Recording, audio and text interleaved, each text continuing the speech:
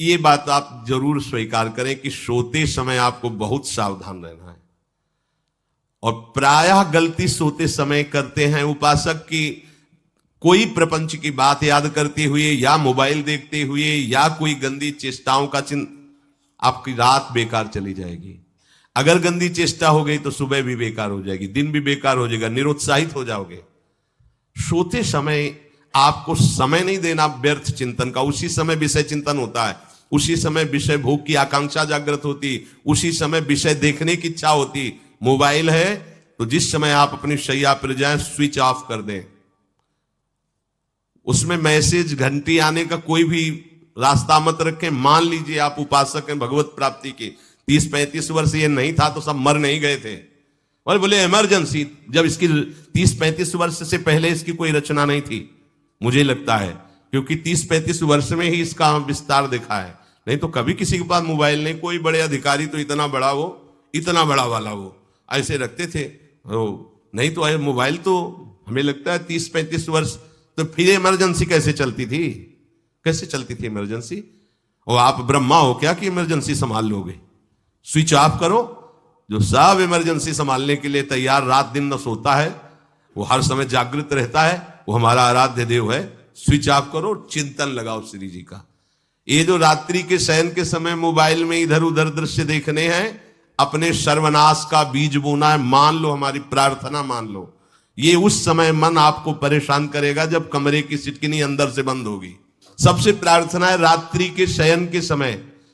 तो बोले फिर ठीक है 10 बजे तक देख लेंगे मोबाइल, इसके बाद शयन के समय भजन कर लेंगे। होगा ही नहीं। क्या तुम देखना चाहते हो? प्रिया प्रीतम के सिवा और कुछ क्या देखना चाहते हो? वो तो सुभग सुंदरी सहज सिंगार, सहज शोभा सर्वांग प्रति सहज रूप वृषभानुनंदिनी। हमारी स्वामिनी जी की सुंदरता छुपाने के लिए आभूषण पहनाए जाते हैं, औरों को तो आभूषण सुंदरता बढ़ाने के लिए। यहां छवि के छिपाए बे को ऐसे के दास होके क्या देखोगे मोबाइल में? क्या देखना चाहते हो? वासना की क्रीड़ा, और तुम उस क्रीड़ा को देखना चाहते हो? परमार्थ के पथिक हो। देखना है तो प्रभु को देखने की वृत्ति रखो, अन्यथा मूंद लो आंखें। प्यारे, महान फल प्राप्त करोगे। सबसे प्रार्थना है एकांत में मोबाइल रूपी दुश्मन से बचो। क्योंकि जब आप गंदी बात कहीं देखोगे तो आपके अंदर वैसे ही चिंतन बनेगा, वो ऐसे ही लगेगा मैं भी ऐसा करूं, मैं भी ऐसा भोगूं, मैं भी ऐसा देखूं। मान लीजिए आप, जब हमारे शास्त्र कहते हैं कि पशु पक्षियों के मैथुन को भी नहीं देखना है, अगर ऐसा एक बार दृष्टि पड़े तो मानसिक प्रणाम करके दोबारा दृष्टि ना देना। और आप मोबाइल में ऐसी चेष्टाएं देखोगे, कैसे आप भगवत भजन करोगे? कैसे भगवत प्राप्ति का उद्देश्य रख पाओगे?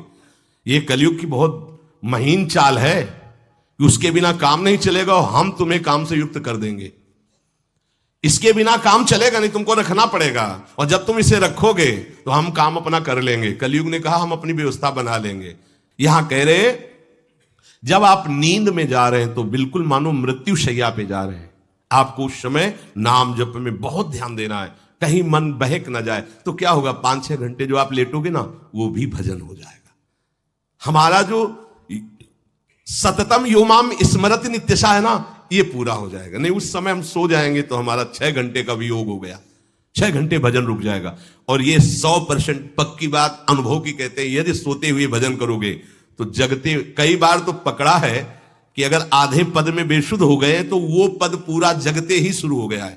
मतलब बीच में स्थिति भागवती की रही। जैसे बेहोश करते समय हमने कहा था जब ऑपरेशन के हमें बता देना, तो उनका बाबा अब इंजेक्शन लगाने वाले हैं तो वो 1 मिनट हमें केवल दीजिए, अपनी चित्तवृत्ति। तो जब होश आया तो वही पहले चिंतन चल रहा था, वही चिंतन।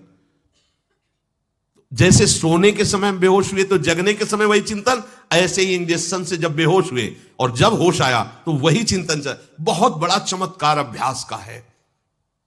नींद खुले तब से लेकर गाढ़ नींद आने तक स्मरण